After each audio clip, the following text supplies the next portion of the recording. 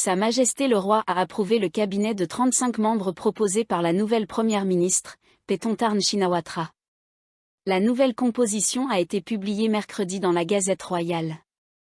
Le vice-premier ministre Fintam Wechayachai a également pris en charge le portefeuille de la Défense et a été remplacé en tant que ministre du Commerce par Pichai Narip-Tafan, conseiller du parti Pheu-Thai et ancien ministre de l'Énergie. Le parti Pheu-Thai, au cœur de la coalition, détient 17 des postes au sein du cabinet, incluant ministres et vice-ministres, tandis que les 19 autres portefeuilles sont répartis entre ses partenaires de coalition. Les nouveaux ministres devraient prêter serment à la résidence en forme Satan à 17h vendredi, et la première ministre devrait présenter la déclaration de politique de son gouvernement au Parlement le 16 septembre.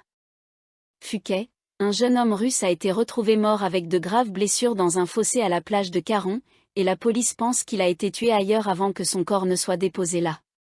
Il ne portait qu'un short et était allongé sur le dos dans le fossé près de la statue de Naga le long de la route en face de la plage de Karon, a déclaré le capitaine de police Ferawa Yodtor, officier d'enquête au poste de police de Karon, dans le district de Moam. La découverte de son corps a été signalée à la police vers 13h mardi. Le défunt présentait de multiples blessures, notamment des plaies près des yeux, des ecchymoses sévères autour de l'oreille gauche et des coupures profondes sur les 2 bras. Il semble qu'il ait été frappé avec un objet contondant. Les médecins estiment qu'il était mort depuis au moins 8 heures avant que son corps ne soit découvert. Un sac de voyage contenant un passeport, d'autres documents et un ordinateur portable MacBook a été trouvé près du corps. La police l'a identifié uniquement sous le nom d'Ilya et a déclaré qu'il était de nationalité russe. Il est arrivé à Phuket le 24 janvier de cette année, entrant en Thaïlande avec sa femme grâce à la politique de séjour sans visa de 90 jours. Son visa a expiré le 22 juillet, et il l'a prolongé en se rendant en Malaisie et en revenant via Satan.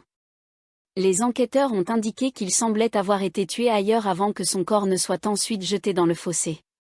Ils examinaient les enregistrements des caméras de sécurité dans la zone pour trouver des indices. Le corps a été envoyé pour une autopsie afin de déterminer la cause exacte du décès. Les médias ont rapporté que l'homme tué avait 27 ans. La police scientifique était toujours à la recherche de preuves sur les lieux mercredi. Le consulat de Russie à Phuket a été informé. Un ouvrier, âgé de 28 ans, était en train d'installer un tuyau dans un trou lorsqu'il a été enseveli sous un amas de boue. Un ouvrier cambodgien a été secouru après avoir été enseveli par un glissement de terrain alors qu'il installait un tuyau de drainage dans une allée à Pattaya, mercredi matin, ont indiqué la police et les secouristes. Les sauveteurs de la fondation Sawang Boribint Amazatan se sont précipités sur les lieux et ont mis 1 heure à extraire l'ouvrier de l'amas de boue à l'intérieur d'un grand trou creusé sur Swawat Bun Samphang, dans le Tambon Nang Plus, district de Bang Lamin, province de Chonburi. L'ouvrier a été identifié uniquement sous le prénom de Jin, 28 ans. Puncharapazit Supachot, 55 ans, le contremaître du chantier, a expliqué que ces ouvriers posaient des tuyaux de drainage souterrain dans un trou creusé d'environ 5,5 mètres de profondeur lorsque l'accident s'est produit. Sauvetage d'un ouvrier cambodgien après un glissement de terrain sur un chantier de construction à Pattaya. Il a déclaré que le glissement de terrain s'est apparemment produit parce que les fortes pluies des derniers jours avaient saturé le sol d'eau, provoquant ainsi un affaissement dans le trou. D'autres ouvriers ont indiqué que Jin était descendu dans le trou pour installer le tuyau depuis environ 10 minutes lorsqu'il a été enseveli sous l'amas de boue.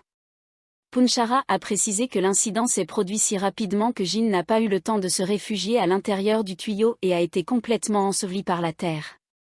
Les autres ouvriers se sont précipités pour dégager la boue autour de son visage afin qu'il puisse respirer avant l'arrivée des secours. Il a été transporté d'urgence à l'hôpital le plus proche.